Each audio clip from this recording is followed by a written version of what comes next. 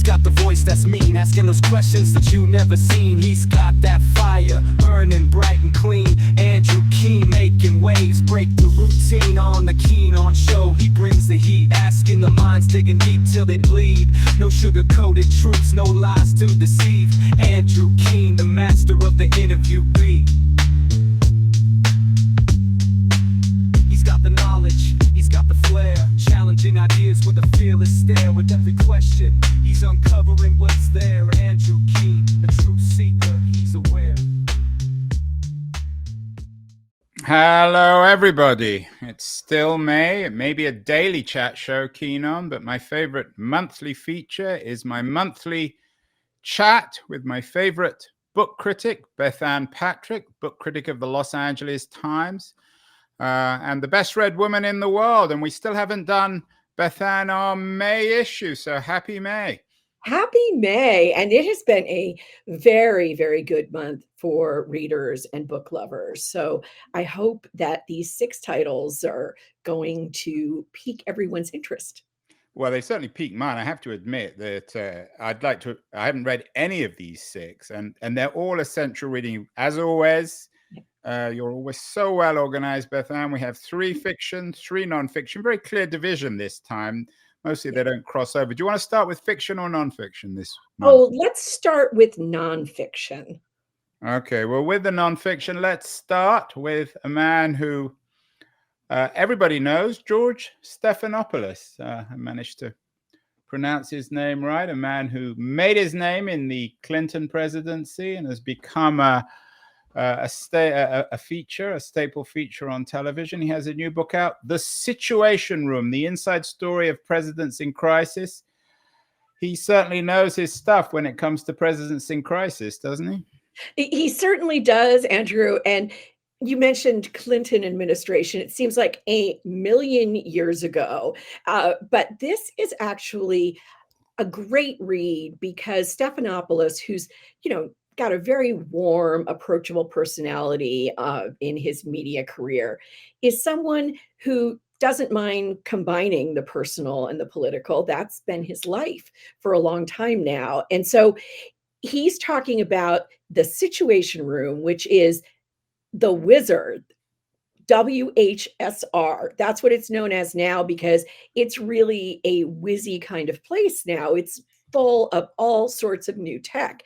But as Stephanopoulos notes, for years, it was the dullest office chamber you could imagine. It was just a place to meet so that presidents could have a central area to gather their top advisors, civilian and military, during moments of crisis. And of course, most of our listeners will know that the Situation Room first was put into practice, put into place, if you will, during the Cuban Missile Crisis, during Kennedy's presidency.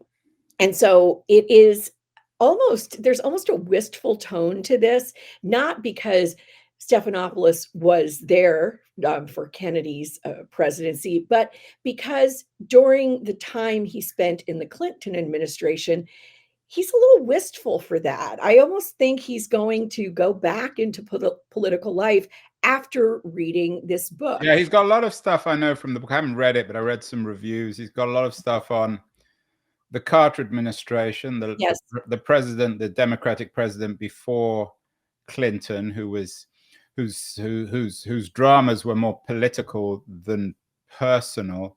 Right. How much of his own experience from the Clinton administration does he bring into this?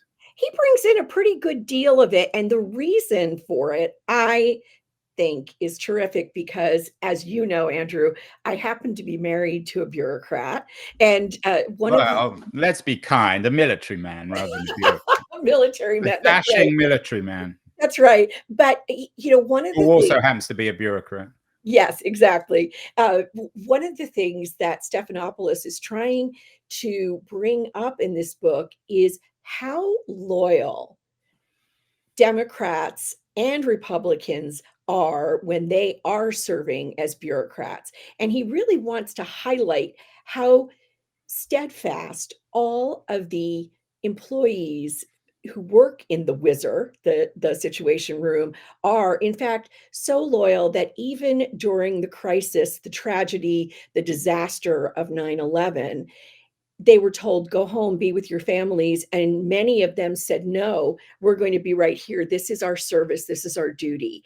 The And wizard so, room is the family room. Does he get into the one image of the wizard room or the Situation Room that I think everybody remembers is the photo from the Obama administration yes. when they captured and assassinated bin Laden.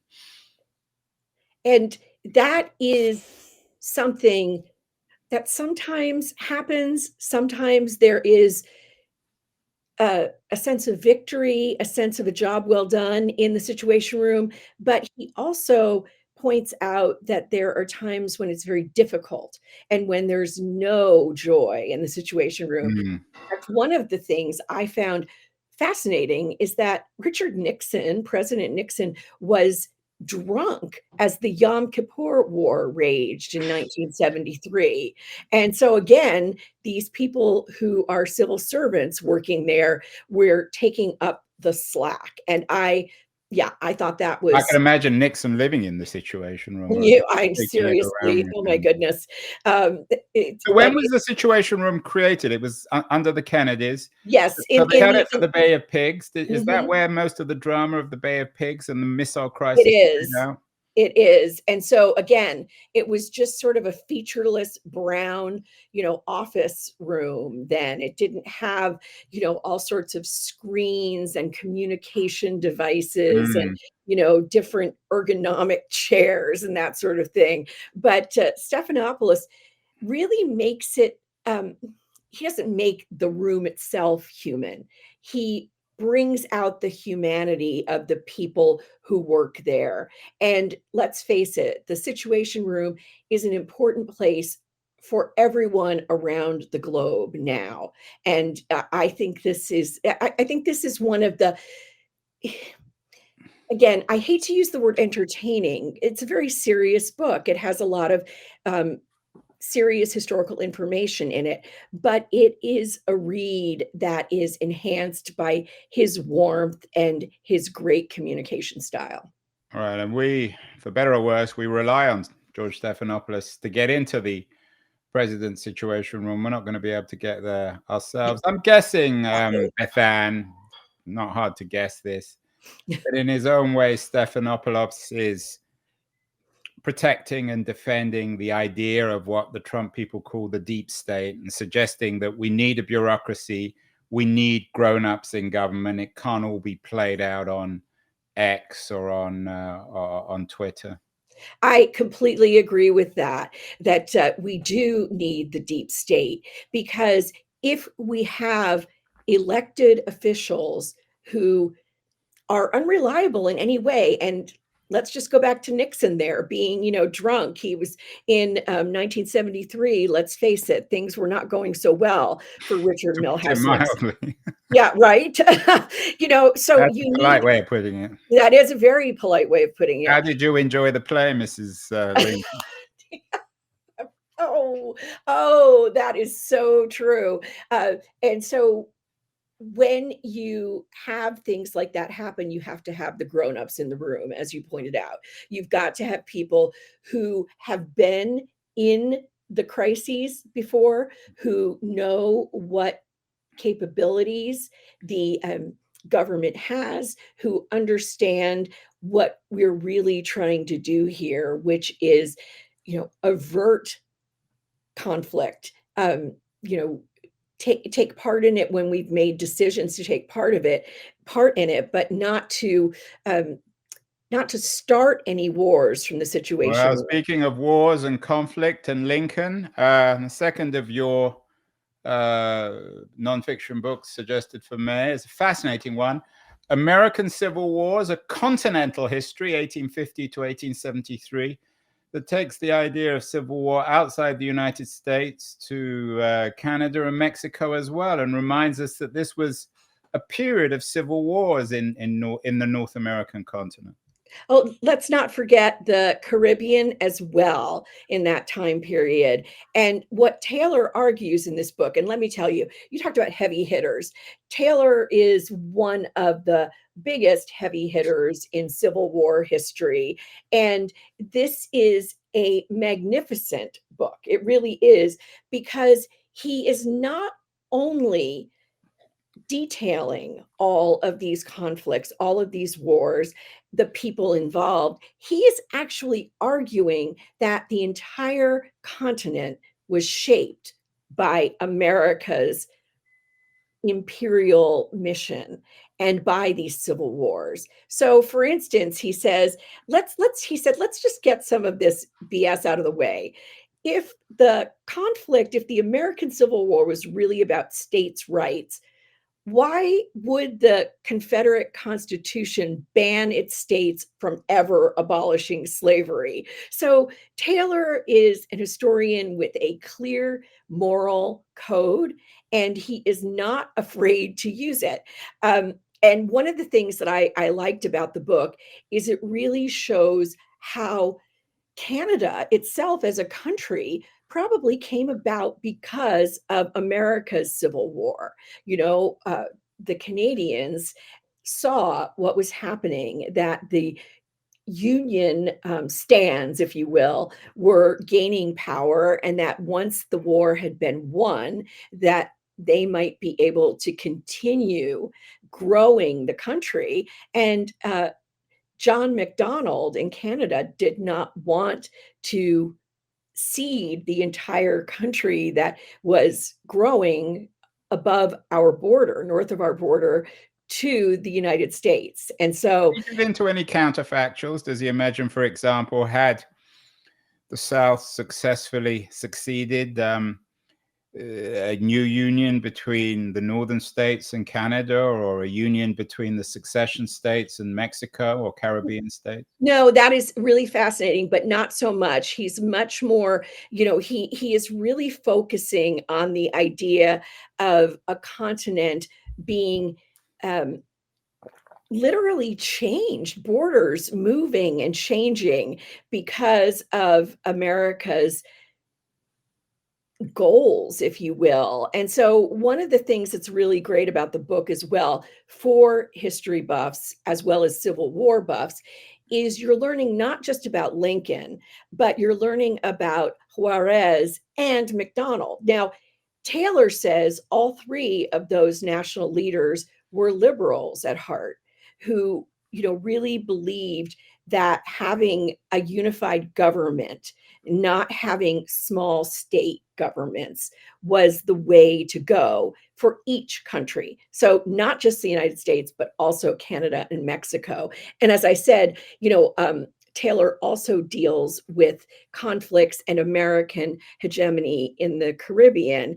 And so it's a book that really makes a statement. And I am sure that there will be some people who disagree with it, but I'm telling you, it is, like the Stephanopoulos book, an amazing read. You will not be bored for a second. Yeah, we get Alan Taylor, and we need to remind everyone that this is Alan M. Taylor, not AJ P. Taylor, another very famous Taylor thank historian. you for that. Yes, exactly. The chances of there being two world famous historians, beginning with the first A and Taylor.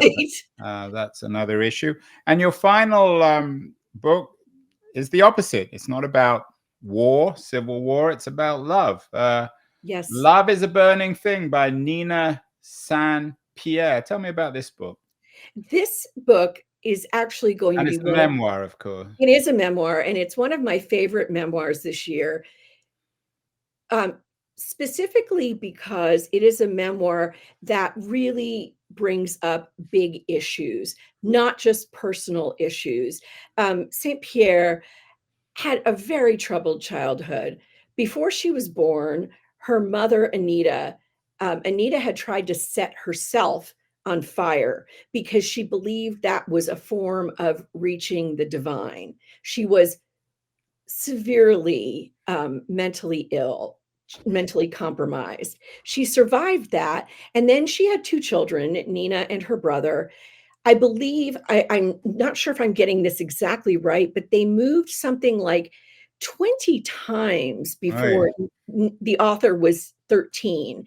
Her mother would follow anyone who gave her the promise of something sacred, divine, holy. That's what she was searching for. And so she was into transcendental meditation. She was at a community in Mount Shasta. And eventually, she once again tries to set the house on fire, probably with the goal of immolating herself. Here's the thing. After all of this, Nina not only loves her mother, but has cared for her for years. And this is where she brings in the ideas of mental illness, the ideas of what fire means. She looks into fire science, for example. And then she also wants to look at women's studies, feminism, but it's because she wants to know why there are so few resources available for single mothers. Now, we could include single parents, but I think she wants to really look, especially during her mother's time as a young parent, at what was out there for women. You know, the resources, the jobs, the ways of helping to get childcare, and so her mother's obsession with, again, you know, the divine and spirituality sort of kept her part of this world, but also made her want to leave this world. And the fact that the author still loves her mother so much and has found a way through all of this chaos to a clear-eyed kind of compassion and loving kindness make this book something quite special in terms of memoirs. It's about not taking your parent, you know, flaws and all. It's about actually seeing the human behind the flaws. Yeah, it's probably there's a transcendental quality, not Oh, just to good the story, one. but Good one. to the narrative, not just to her mom, but to her relationship. Yes. The publisher describes her as a queer essayist and culture writer. Is there a queer element to this narrative, this memoir? Is it mostly about Nina's relationship with her mom? It's mostly about Nina's relationship with her mom, but in a way, I would say that the queer side of Nina as a writer is something that informs the deep compassion, because she truly understands difference. She truly understands what it means to be in a place where other people, you know, have deeply held opinions about your existence, even though you have the right to exist. So that's what I see in Love is a Burning Thing as the queer aspect. Yeah, it's interesting. A month or two ago, we did a memoir of a woman. You'll remember a woman who was not insane but evil. Do you remember that one? Evil. Oh. Or sort of a woman who recognized herself as having terrible. Oh, The Sociopath by Patrice Gagne. Yes, yes. So this takes the memoir to the next level. I wonder how much more extreme you can get in terms of memoirs of being a sociopath or your mother trying to set themselves on fire. I mean, at what point, literally and metaphorically, do we hit a wall with these kinds of memoirs? You know, we discuss that, I would say, in publishing and in writing every, you know, decade. You know, oh, we're done with memoirs. Memoirs are so, you know, they're so over. And every time there comes along a new way of people putting together craft with these very difficult situations. And look, not every parent is trying to set themselves on fire. Fortunately, I think you and I as parents, I've never set myself. I never did. I felt like it, but I haven't, right? Right. But also, with Gagne, the really interesting thing there is not just that she's a sociopath. There are two other things in that. One is that she was willing to talk about being a sociopath, to write about being a sociopath, but also the fascinating part of her story is that she is a practicing therapist, a licensed therapist. Yeah. So I think that's, again, not just any book about a sociopath is going to make it. And again, not just any book about a fraught mother-daughter relationship is Yeah, it going has to to make be it. one where, it's hard to get beyond your mother trying to set herself on Yeah. fire. That's So that is Nina Saint Pierre. Saint-Pierre's Love is Mhm. a Burning Thing. Obviously, the title references that. It's fascinating. I'd have to get Nina on the show too. We're going to take a short break. We've done our 3 fiction, I guess, and our 3 non-fiction. This Yes. one and Love is a Burning Thing gets us closer to fiction, although I assume it's all true. After the break, Yes. we're going to talk about 3 wonderful new fiction books, stuff that's been made up by the writers. I'll remind everyone that wonderful guests like Bethanne Patrick, the Los Angeles Times book critic, brought to us by our friends at Liberty, a quarterly, excellent new quarterly of culture and politics that deal mostly with non-fiction, but have many fictional writers too. Going to run a short feature on Liberties, and then we'll be back with Bethanne Patrick to talk about her 3 fictional picks of May, and they're all really blockbusters. So don't go away, anyone. We'll be back in a second. The noise, there is nuance, insight.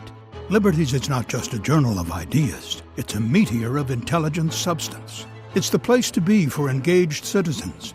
Politics, opinion, substance. Liberties is a triumph for freedom of thought. A quarterly of urgency, of cultural exploration, of intellectual delight, of immaculate prose. It's invaluable. Subscribe now or find Liberties at your favorite bookseller. And you can and should subscribe to Liberties at libertiesjournal.com. We're speaking with the world's best read woman, or man, actually, Bethanne Patrick, the book critic of the Los Angeles Times. She is omnivorous, if that's the right word. She reads everything and everyone, and her fictional picks, her 3 fictional picks for May, are really astonishing. I wish I had the time to read all 3.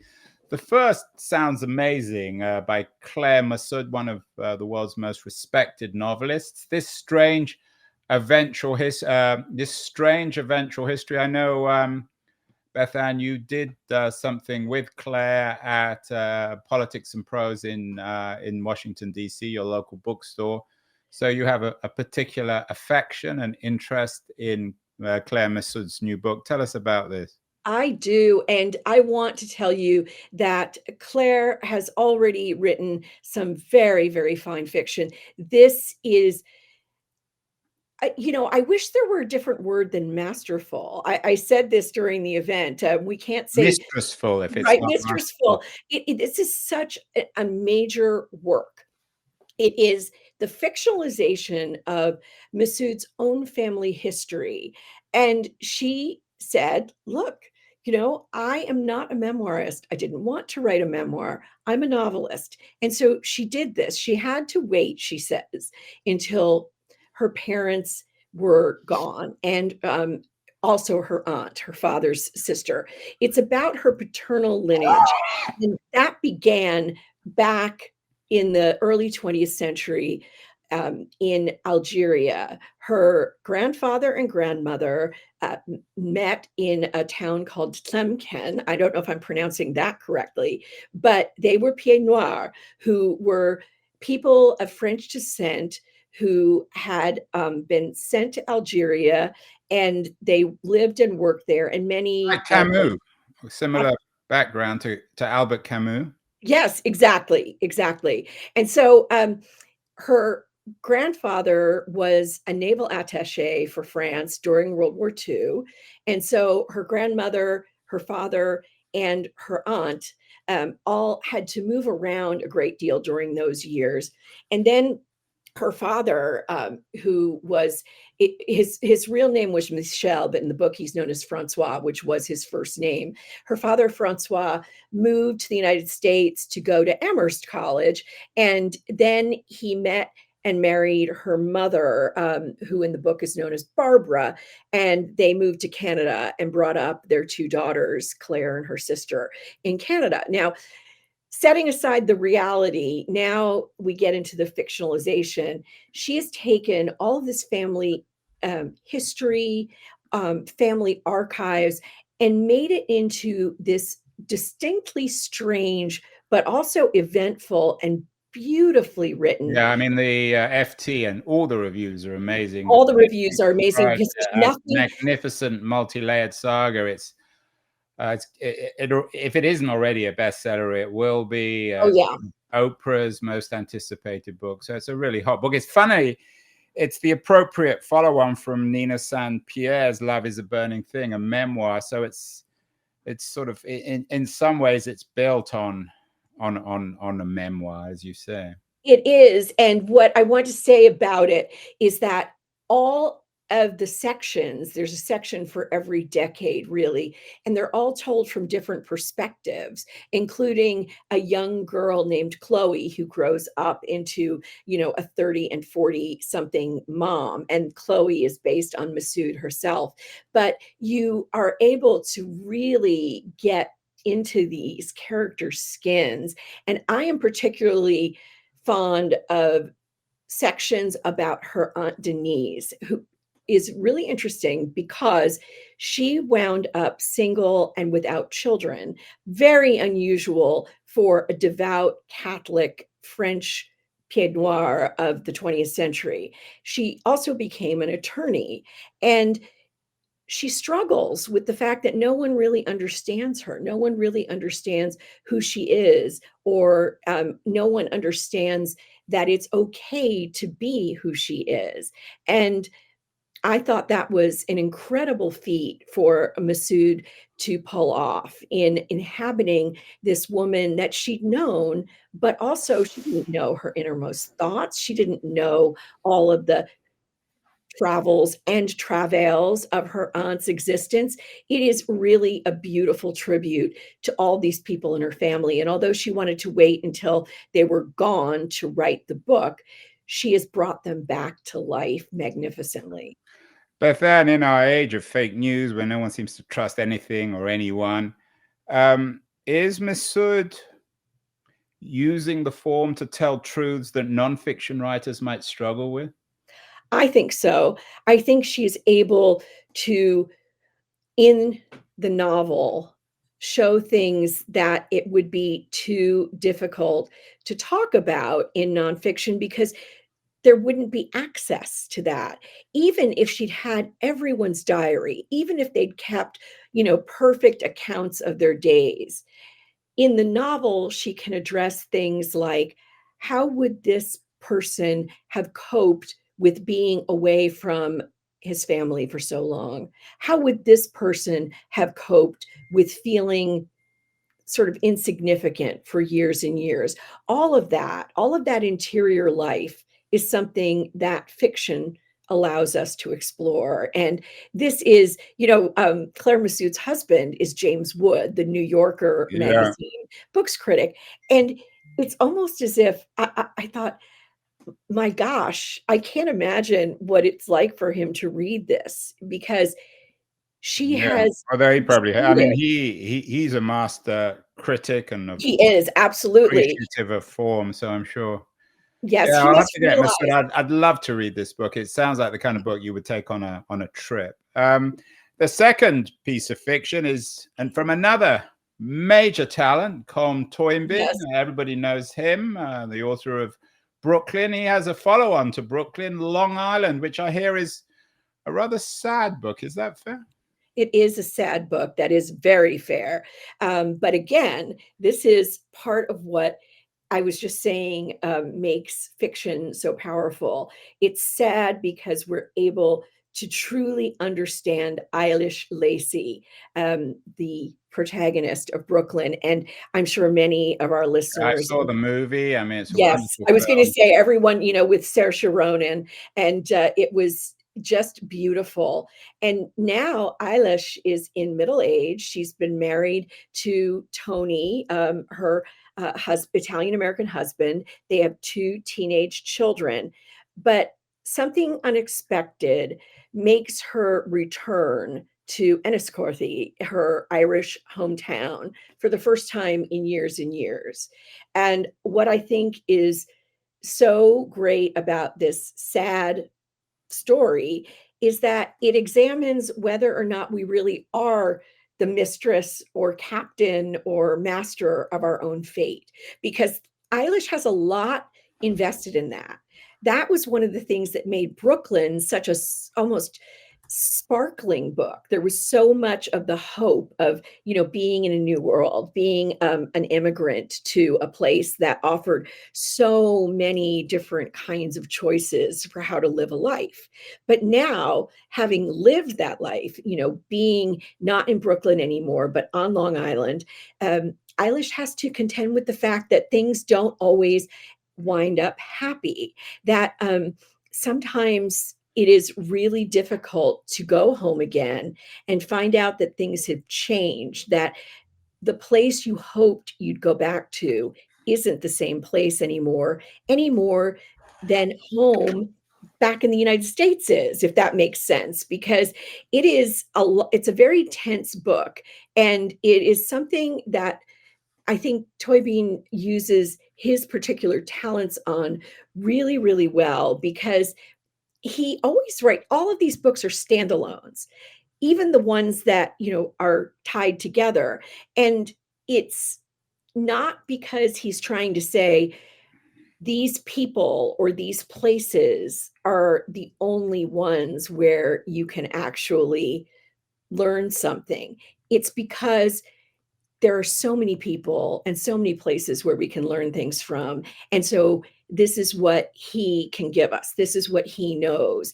It's almost, he's a very generous author, very, very generous. Yeah, a generous man too. He sort of, perhaps this is a novel about how time changes everything. And the final novel is the reverse. It's actually, I hadn't heard of the author, but it sounds really intriguing. The Ministry of Time, in a sense, how time changes nothing. We've all heard of the Ministry of the Future, the Kim Stanley Robinson book, but this one is also about a certain kind of future, in some ways a more believable future.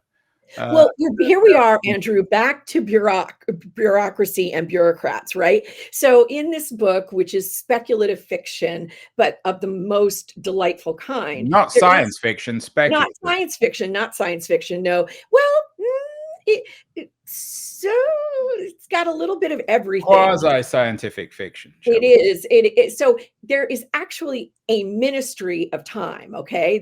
And that's our narrator is part of the Ministry of Time. But of course, the title also means something we talk about, time's ministry on us all. We all talk about time having healing powers, time will heal all wounds. But there's a little wordplay going on. Kaliane Bradley is a Cambodian British writer, so talented. This book is going to run roughshod over so many other books, because it is fun and it is thoughtful and it has some deadly serious things to say about the way the world has run on imperial and colonial tracks for way too long. So she talks about everything. Let me just tell you quickly about the plot. So the narrator, who's unnamed, is working for this, near future bureaucracy, the Ministry of Time, and it's sort of in Britain. And so she is tasked with taking care of a time traveler. And what has happened is they've gone back and taken people who were about to die out of their centuries, and they take them from all different points in time.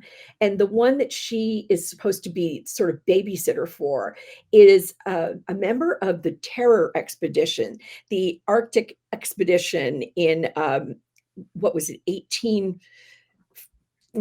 I can't remember the years of the Terror, but he is basically an Arctic explorer. Is this the Scott expedition or another one? Yeah, yes, exactly. And this is about context. So he's been taken out of his time period, his cultural context, everything. And he thought he was wandering alone in the Arctic, about to die of, the cold and starvation and everything. And all of a sudden he's in this city that he doesn't recognize, even though he lived in London before he went off on this expedition. And so slowly, the two of them fall in love. But there is so much layered in that love affair, Yeah. Andrew, because the narrator is multiracial. She isn't sure what it means for her to fall in love with a British nobleman, an aristocrat, with all of the things that implies. And it is very, very tough for them to admit that they're in love with each other. They're both very reserved, private people, but it's a slow burn, a fun burn, and the smaller characters, the minor characters, including a medieval nun with a penchant for, taking women lovers.